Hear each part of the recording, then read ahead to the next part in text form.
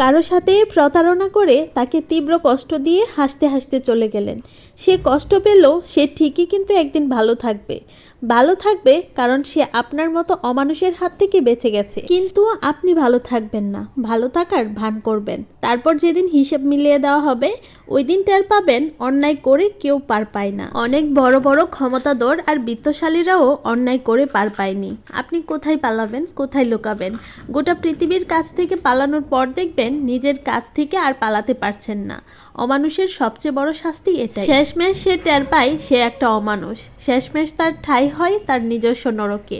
তাই কখনো মানুষকে টকায়েন না। আজ না হয় কাল সময় কিন্তু ঠিকই ফেরত দেবে। আসসালামু আলাইকুম ভিউয়ার্স, কেমন আছেন সবাই? আলহামদুলিল্লাহ আমরাও ভালো আছি। প্রতিদিনের মতো সারাদিনের একটি ব্লগ শেয়ার করব। আশা করছি পুরো ভিডিওটির সাথেই থাকবেন। আজকে মূলা দিয়ে ডাল রান্না করছি আর সকালের নাস্তার পাশাপাশি দুপুরের রান্নাটাও শেষ করে নিচ্ছি। আর এদিকে হচ্ছে ঢেলা মাছ বোনা করে নিচ্ছি। সবসময় মাছ ভেজে রান্না করি, আজকে আর মাছ ভাজেনি। মশলাটাকে একটু সময় নিয়ে ভালোভাবে কষিয়ে নিয়েছি আর এখন হচ্ছে ঝোলের পানিটা দিয়ে নিচ্ছি। সত্যি বলতে ঢেলা মাছ ভেজে রান্না করার চেয়ে এভাবে রান্না করলে খেতে আমার কাছে বেশি ভালো লাগে। তবে ওয়াসির বাবার কাছে হচ্ছে ভেজে রান্না করলে বেশি ভালো লাগে। এরই ফাঁকে আলু সেদ্ধ করে নিয়েছি, আলু ভর্তা করব। যেহেতু মূলা দিয়ে ডাল রান্না করেছি, ডালের সাথে আলু ভর্তা খেতে আমার কাছে খুব ভালো লাগে। এখন হচ্ছে গুঁড়া মাছ রান্না করব। গুঁড়া মাছটাকে খুব সুন্দর করে ধুয়ে আমি পরিষ্কার করে নিয়েছি। গুঁড়া মাছ বলতে মলা মাছ কেটে রেখে দিয়েছি আর কি। সাথে হচ্ছে আলু আর টমেটো খুব সুন্দর করে কুচি করে নিয়েছি। মশলাটা খুব সুন্দর করে কষিয়ে নেওয়ার পর আমি আলু আর টমেটো দিয়ে কিছুক্ষণ কষিয়ে নেব। আর গুঁড়া মাছের তরকারি একটু ঝাল ঝাল করে খেতে ভালো লাগে, তাই মরিচের পরিমাণটাও একটু বেশি করে দিয়েছি।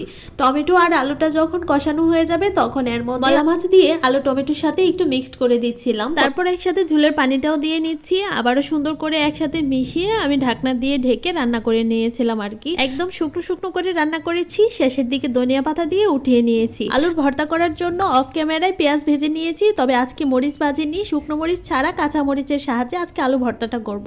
অনেকদিন থেকেই মনে হচ্ছে কাঁচা মরিচ দিয়ে আলু ভর্তা খাওয়া হয় না, তাই কাঁচা মরিচ দিয়ে আলু ভর্তা বানিয়ে নিয়েছি। তারপর সর্ষে তেলে ভেজেছি আলু ভর্তাটা কি আর কি ভেজেছি। এই ছিল আমাদের আজকে দুপুরের আয়োজন। আলু ভর্তা, ছোট মাছ আর হচ্ছে ঢেলা মাছ, ডাল। দুপুরের সব কাজ শেষ করে বিকেলবেলা মাছ এলে একটু সময় পাই, তখন দুজনের মতো করে দুজনে সময় দেই।